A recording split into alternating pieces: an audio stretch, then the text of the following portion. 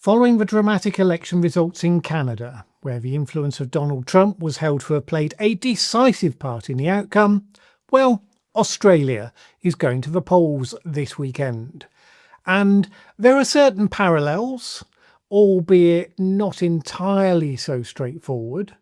As with Canada, the left-wing incumbent party has come back into a polling lead from a previous deficit, as his right-wing challenger, in this case Peter Dutton, is held to be campaigning on a Trump-like platform.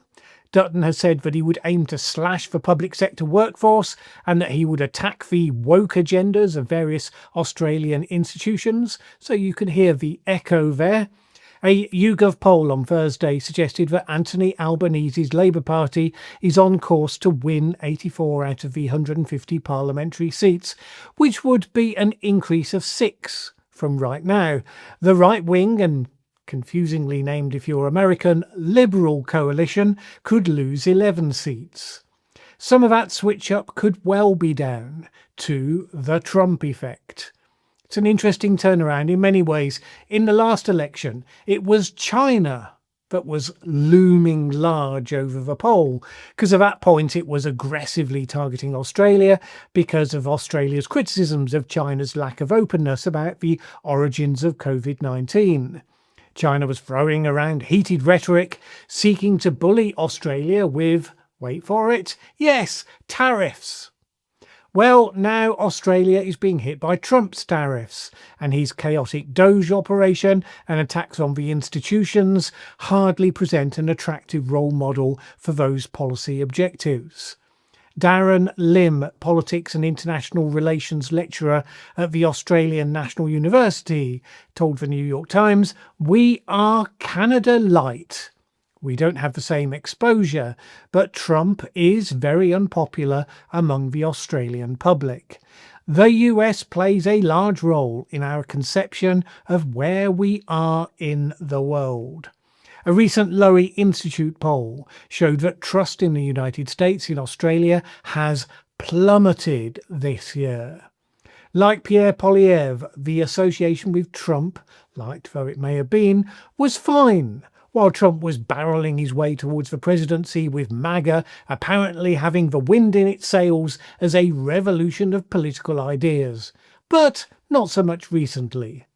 Although it didn't stop one of Dutton's allies intoning the "Make Australia Great Again" slogan as recently as mid-April. Now that said, Australia is not Canada. Canada has been directly assaulted by Trump, who said that he wanted to annex it and make it the 51st state, and who levelled higher tariffs against it to seek to soften it up to accepting such an extreme outcome. Australia is a lot more distant from Trump's gaze, so while he is a presence in this election, it's not necessarily the main factor in the way that it was in Canada. Domestic issues like inflation have been more front of mind for many voters, and there's nothing guaranteed about how the actual election will finally play out. Still, both Canada and Australia seem to indicate that last year's anti-incumbency wave, where election after election across the world saw incumbents overthrown or at very least severely weakened, until the Trump era, seems to suddenly have people valuing stability a bit more. Well, we'll see. Of course, the biggest trap is kind of to generalise anything across the world. One of the areas where the amateurism of Trump populism shouldn't be mistaken for current reality is Germany. Now, you may recall that Elon Musk and JD Vance both lined up behind the AfD party for the most recent German elections, because for some reason they thought it was their business to do so. In this case, the association neither helped nor hindered the AfD. According to analysts, its performance in the election wasn't really influenced either way. Perhaps because, while MAGA influencers may be endorsing its leaders, those leaders have their own long-established style and have not been aping the language of Trumpism. It's me speculating, I don't have any data for that. The AfD is one of those European far-right parties that has traditionally been considered so toxic, by which you can read anti-democratic, that the mainstream parties, in a system geared towards coalition governments, refuse to even consider entering into a coalition with it. The inconvenient political reality, however, is that over the last year, the AfD has grown in popularity, becoming the second most popular party in votes cast in the recent election, and then since then, having had some polls put them in the very top slot. So the toxic far right, now the most popular party in the country, it starts to ask all sorts of very difficult questions. Now, all of this exploded into the news today because it was reported that Germany's domestic intelligence agency, the BfV, produced a 1,000-page plus report that found that the AfD should be classified as an extremist entity that threatens democracy. And it said this: central to our assessment is the ethnically and ancestrally defined concept of the people that shapes the AfD, which devalues entire segments of the population of Germany and violates their human dignity. Bearing in mind, for some reason I can't quite put my finger on, Germany has tended to be the European country most sensitive to the presence in its politics of race-focused far-right parties. In practical terms, this classification enables the German intelligence services to increase surveillance of the party, including by such means as recruiting confidential informants and intercepting communications.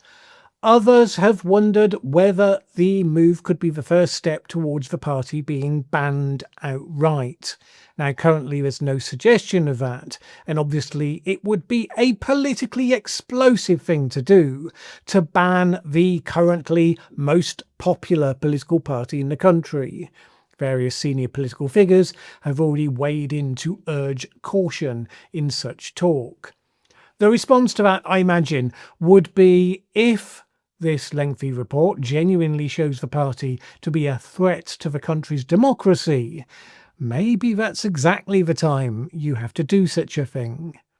The challenge being that, certainly at the time of shooting this video, that background report hasn't been released to the public, so it would be expecting a leap of faith from the citizenry at large to go along with such a radical action in the absence of some sort of proof. Obviously, the AfD protested the findings. One party spokesman, Anton Baron, said, "It is sad to see the state of democracy in our country when the established parties now resort to the most politically questionable means to act against the strongest opposition party." And in a statement, the party also said that the classification was defamatory and they will be seeking to challenge the findings in the courts. All of this comes, of course, as Friedrich Merz is due to be sworn in as Germany's new Chancellor.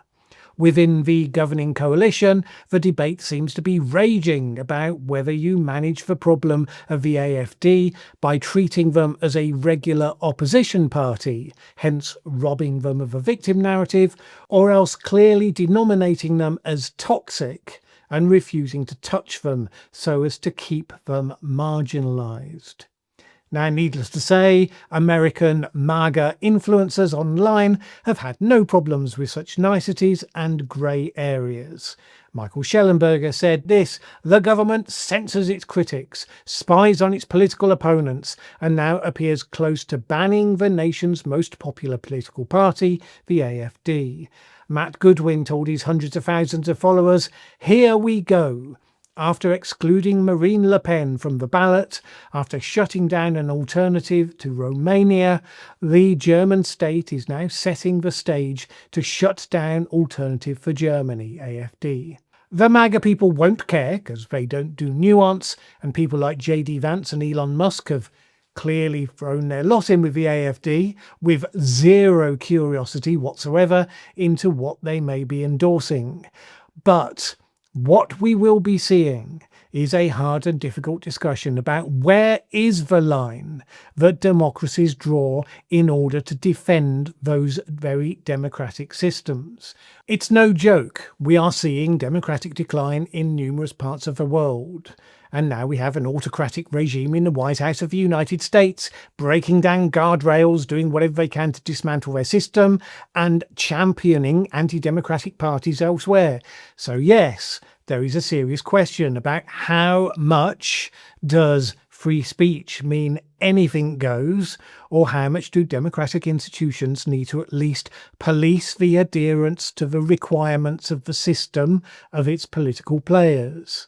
Now look, I'm framing the question, I'm not presenting an answer. This is a difficult time. Meanwhile, there are some parallels and some important differences between that and what's been happening today in the United Kingdom. Because there, the populist right-wing party Reform UK, headed up by one of President Trump's best mates, Nigel Farage, has been the main beneficiary of a parliamentary by-election and various local elections. Reform UK is, like the AFD, polling above all others right now, which is unprecedented in the UK since it's a challenger party with a bare handful of MPs in Parliament. Now, it won the by-election from the sitting Labour government, squeaking it by a mere 6 votes, but a majority is a majority.